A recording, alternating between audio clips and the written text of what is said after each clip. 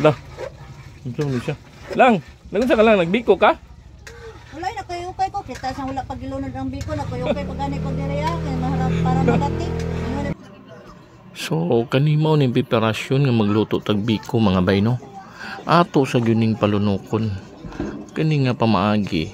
Mao ni mga pamaagi ni Arceli sa iyang pagluto og biko.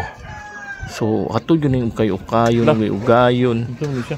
Lang, nagunsa ka lang nagbiko ka? Kuan mo no, lunok pa nino. Wala na kayo kay ko So nangutana ra day ko ani niyang nagluto ba jud sa biko o nagbiko ba jud siya.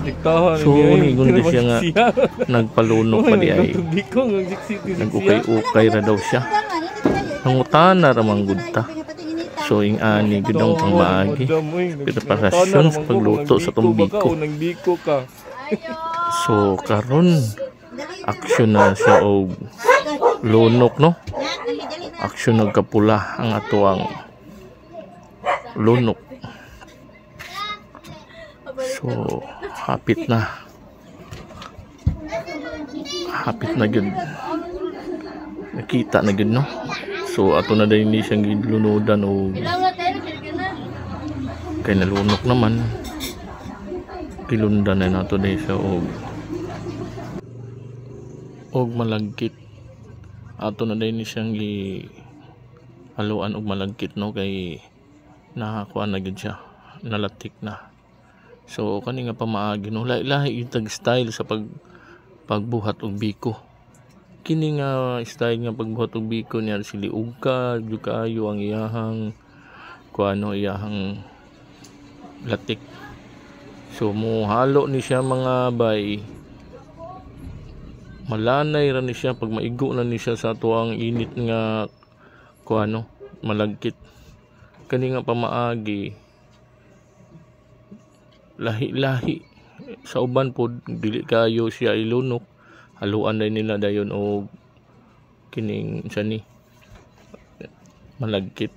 Pero kani nga tuwa sukwahi ba ni sa uban no, kay kini giato gyud ni siyang gipauga no ang atuang latik. Ato pa nang gibutangan og kinugay para mas tamis o malibil ang ato ang tamis sa ato ang latik. So apilon po day nato ning atong dukot kay mo ni pinakalami gyud sa biko kaning dukot. So grabe ka init pa ani oh.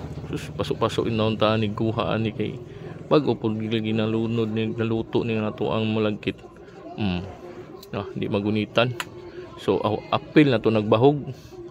So zero balance na. Apil na to na siya ukay da ang ato ang ano dukot no. Kay mao gini pinakalami pod ang dukot sa biko.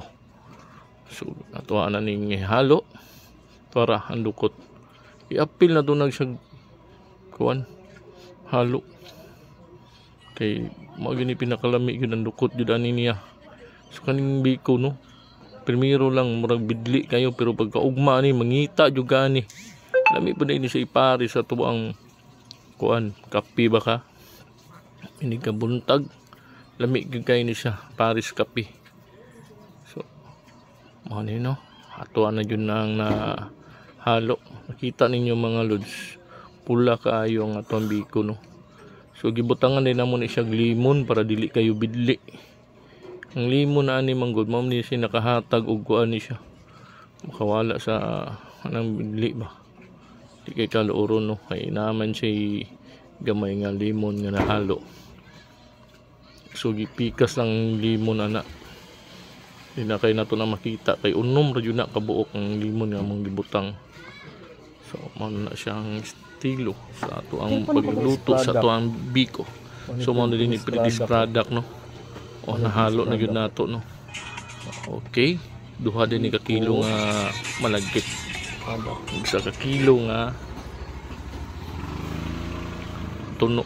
Mao na siyang one of finished product na to nga biko. So diri na lang kutob mga bay. Special biko ni Arceli. Goodbye.